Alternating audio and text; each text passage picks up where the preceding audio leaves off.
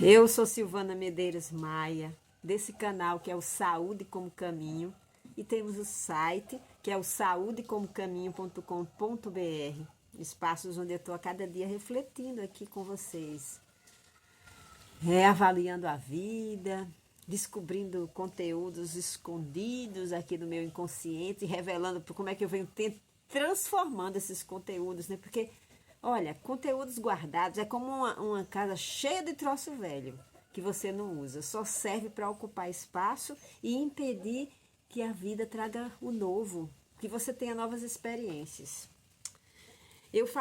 Falei em 2 vídeos sobre o compromisso com leveza. Eu vou voltar, né? Hoje é o 3º vídeo. Ontem eu dei uma quebrada e falei sobre outra coisa, porque senti necessidade. Mas hoje eu vou continuar. E eu queria refletir junto com vocês, quando é que o compromisso vira um prazer? Né? Quando é que você deixa de fazer as suas escolhas, suas atividades por uma obrigação, né? Você associa, como é que você deixa de associar compromisso com obrigação e passa a relacionar compromisso com prazer e alegria? Tem uma chave aí, uma chave importante. O compromisso, para ser feito com alegria, é um compromisso que agrada a nossa alma, que agrada a nossa consciência. Está sintonizado, sabe, com o que existe de mais profundo na gente. Porque cada um de nós veio aqui com vamos dizer, um temperamento, com habilidades, qualidades, talentos, capacidades diferenciadas. E essas qualidades, esse temperamento, ele nos oferece pistas, gente. Pistas para onde a gente deve seguir. Infelizmente, nós instalamos, enquanto raça, né? A raça humana instalou uma cultura de viver no fora e, de alguma forma, orientar nossas escolhas a partir dos ganhos que a gente vai ter no mundo. E aí, quando a gente orienta, coloca o nosso olhar para fora, a gente perde o olhar de dentro, o olhar da escuta interna.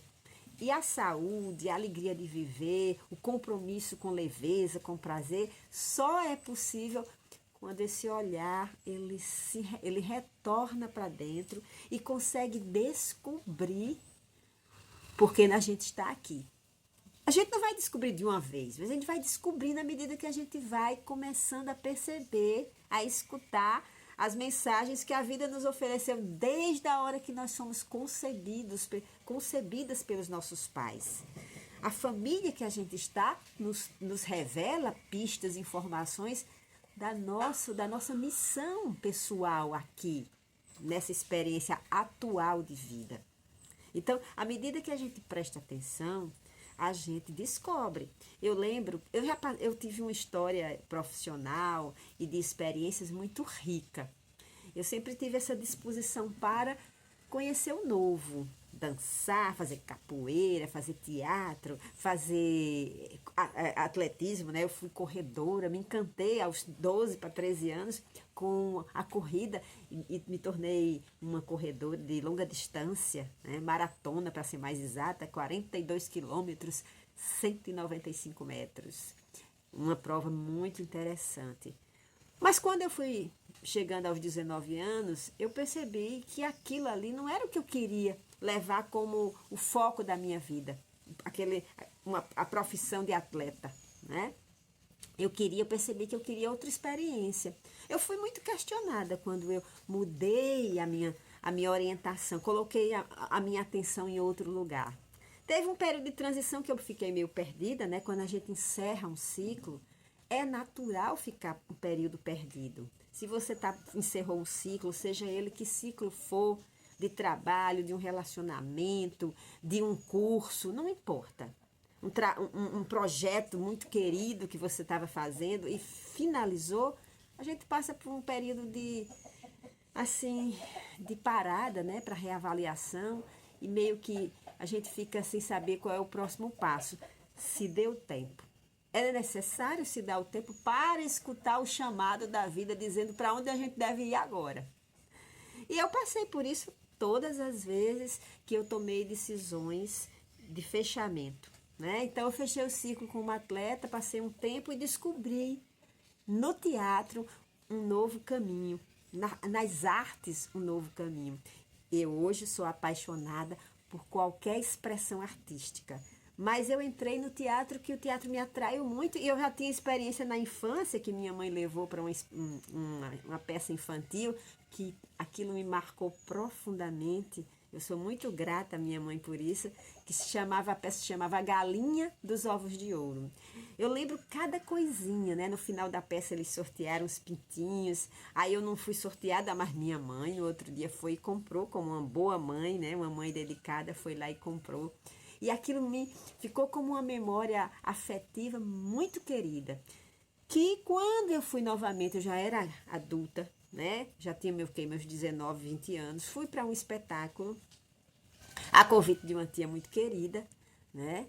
E aí nós fomos e eu me encantei, fiquei com vontade de fazer teatro, de entrar no teatro, de experimentar a arte como participante. E aí eu fui para o SESC, e procurei no jornal, encontrei, me inscrevi e comecei uma trajetória muito linda e muito prazerosa com o teatro.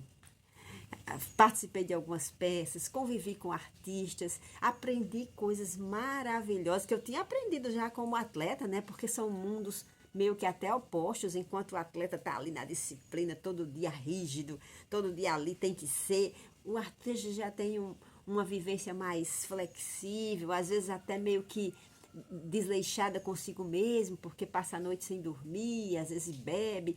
Então, eu fui de um polo a outro, né? De uma experiência a outra, que todas as duas foram riquíssimas. Riquíssimas para eu chegar aqui hoje e me preparar para os próximos passos. E qual foi uma grande virada de chave, né? Porque chegou o fim, quando eu estava caminhando também para assumir o teatro como uma profissão, eu percebi que também não era aquilo. Também fui questionada lá, como eu fui questionada quando eu era atleta, que eu encerrei o ciclo, eu também fui questionada quando eu encerrei o ciclo como atriz. Mas eu sabia que não era aquilo ali que eu queria levar como profissão. E aí passei mais um período, né? Meio que perdida, à espera de uma nova pista, uma nova orientação, até que eu fui convidada pelo meu chefe, meu querido chefe Costa Filho, que foi chefe da Polícia Rodoviária de Recursos Humanos, e disse assim: você não quer fazer parte do curso de formação para os policiais rodoviários?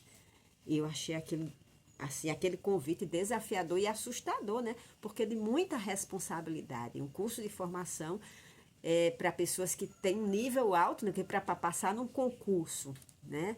Concorrido, como o da Polícia Rodoviária, é preciso estudar muito. Mas ele disse: você não está terminando a administração, você tem competência para isso. E aquele olhar de reconhecimento, né? Me fez ter força. Ele disse: se você acha que eu tenho, eu aceito. E quando eu entrei em sala de aula, para mim foi maravilhoso. Eu descobri ali, naquela experiência, o começo de um novo ciclo, né? Descobri a profissão que eu queria me dedicar. E é essa que me traz aqui para vocês no canal. Porque à medida que você exercita essa profissão, que é uma profissão que eu considero muito generosa, né? O bom professor, ele está sempre olhando para o estudante como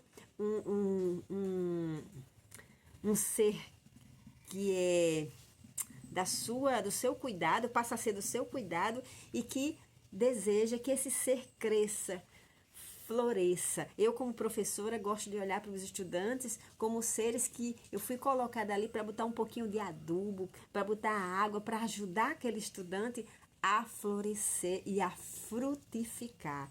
Então, para mim, ensinar é uma profissão. A profissão de professor é uma profissão extraordinariamente maravilhosa, abençoada, digna, respeitosa, porque é ela que eu escolhi para mim como principal profissão.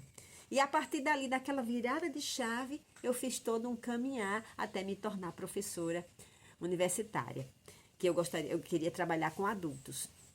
Então, esse chamado novo da vida faz com que a gente se comprometa com nossa atividade com alegria, porque faz sentido pra gente, sabe? Não é uma coisa que a gente faz por obrigação. Eu até sempre brincava e brinco em sala de aula dizendo que, na verdade, eu gosto tanto de dar aula que era para eu dar aula de graça, era para eu pagar para dar aula, de tanto que eu gosto, mas como eu preciso de um salário, né?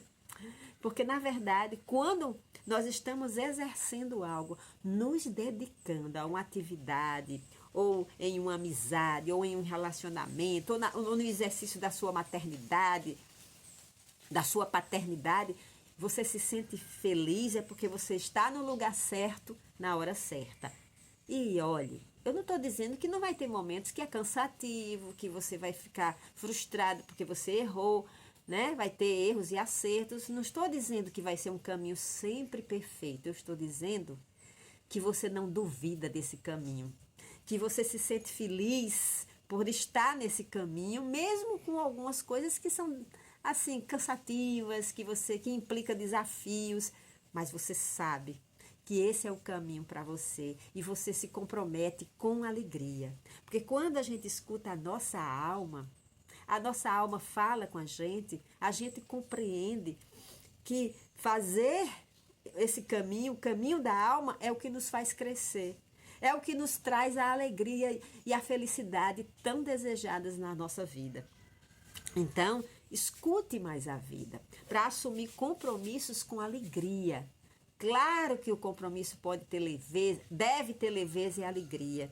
E esse compromisso com leveza e alegria é fruto de uma escolha que agrada nosso espírito, que agrada nossa alma, que faz com que a gente ofereça o nosso melhor ao mundo e, consequentemente, receba o melhor do mundo.